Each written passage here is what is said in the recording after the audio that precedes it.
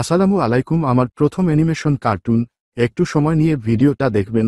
আপনি যাকে আপন ভেবে উপকার করছেন সেই এবং তার সহযোগীরা কতটা নির্মমভাবে আপনাকে কিছু কথায় ফাঁসিয়ে আবার জরিমানা সহ অপদস্থ করতে পারে। রনি ভাই, আমাকে কিছু টাকা ধার দিবেন। আমি চলতে পারছি না, আমার গাড়ি আটক করে রেখেছে। আপনি কিছু টাকা দিলে আমার অনেক উপকার হতো। টাকা না পেলে না খেয়ে থাকতে হবে। আপনি ছাড়া এখানে কেউ আমাকে টাকা দিতে পারবে না, প্লিজ। না, আমি আপনাকে টাকা দিতে পারবো না। টাকা দিলে ভালো সম্পর্ক নষ্ট হয়ে যাবে। টাকার জন্য আমি সম্পর্কে ফাটল ধরাতে পারবো না ভাই। রনি ভাই, নজরুল অনেক অসহায়, এখন গাড়ি ছাড়িয়ে আনতে না পারলে ওর পরিবারের না খেয়ে থাকতে হবে। আমি সাজু হুমায়ুন তো আছেই, 3 মাসের মধ্যে ওর ব্যবসা করার কিছু টাকা লাভ দিয়ে আপনাকে পুরো টাকা পরিশোধ করে দিব। ভাই, পারলে দেন, উপকার হতো। অনেক অসহায় নজরুল। দেন ভাই, 3 মাসে ও পরিশোধ করতে না পারলে আমরা দিয়ে দিব। আমি রাজি, কিন্তু 3 মাসের মধ্যেই পুরো টাকা পরিশোধ করে দিবেন। এটা লিখিত চুক্তিপত্র করতে হবে তারপর। আজম ভাই ও হুমায়ুন ভাই, নজরুল তো 2 মাস ভালো পরিশোধ করলো। পুরো টাকা এ মাসে পরিশোধ করার কথা। আজ না কাল, সকাল না বিকাল। ঘুরাইতাছে। কি করব ভাই, কিছু তো বলেন। 3.5 মাস হয়ে গেল। এই নজরুলের বিচারের কথা আমার আর শুনতে ভালো লাগে না। যা মন চায় তা করো, আমাকে নজরুলের কথা আর বলবা না। ও তো আমার টাকাও দেয় না। ভাই, আপনার টাকা তো সময় মতো দিতে পারলাম না। আমরা অনেক অসহায় আছি। আমার মেয়েটাও অনেক অসুস্থ। 2 মাস পর আপনাকে টাকা পরিশোধ করে দিব। আর কিছুটা দিন সময় দেন ভাই। আপনার মতো মানুষ এখন পাওয়া যাবে না। আপনি মহান। আপনি আমার ভাই। বোন হিসেবে 2টা মাস সময় দেন। নজরুল না দিলেও আমি ব্যবস্থা করে দিব। ভাই, এতদিন হয়ে গেল নজরুল তো টাকা দিল না, শুধু ঘুরায় আর ঘুরায়।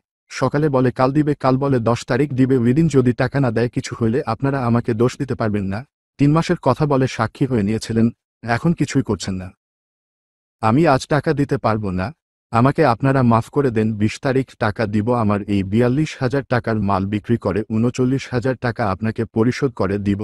আর কিছুটা দিন সময় দেন ভাই, 20 তারিখ পরিবর্তন হবে না। অনেকদিন অপেক্ষা করছো তো বাবা, আর একটু লস করো। এই নাও 30,000 টাকা। না, এখন কেন 30,000 টাকা নিব? লভ্যাংশ যখন দিবেন না, তাহলে কেন এতদিন সময় নিলেন? 3 মাস আগে দিলেন না কেন? এখন আমাকে লভ্যাংশ সহ দিতে হবে। আমি আমার কাজ করছি ধার করে, আর নাটক আমি শুনব না। আমাকে পুরো টাকা বুঝিয়ে দিতে হবে। 10 তারিখ হুমায়ুন ভাইয়ের সামনে কেন নজরুল বলেছিল 42,000 টাকায় বিক্রি করে 39,000 টাকা আজ আমাকে পরিশোধ করে দিবে। রনি ভাই, আর জোরে কথা বললেন না। আমার বাবা অসুস্থ, দেশ থেকে এসেছে। আজ 30,000 টাকা নেন, 15 দিন পর মানে 6 তারিখ 9,000 টাকা দিয়ে দিব।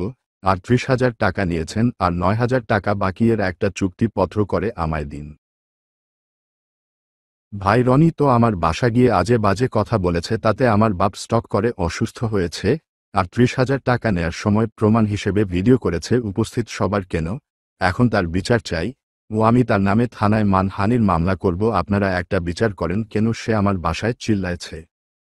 রনি, তুমি নজরুলের সাথে খারাপ ব্যবহার করেছো পাওনা টাকার জন্য। ও ভিডিও করছো উপস্থিত সবার, সেজন্য ওর বাপ মরার মতো অবস্থা সে স্ট্রোক করেছে। তাই তুমি জরিমানা দেবা 6,000 টাকা। আর নজরুল টাকার হিসাব রাখে না, ও দেবে 6,000। এই 12,000 টাকা নজরুলের বাবাকে পাঠানো হবে চিকিৎসার জন্য। কেন ভাই আমি টাকা দিব?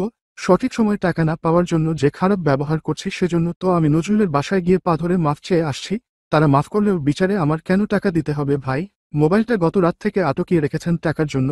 যদি আমার টাকা দিতেও হয়, নজরুল লভ্যাংশ যে 6,000 দিয়েছিল তার থেকে আমি 4,900 টাকার বেশি দিতে পারবো না।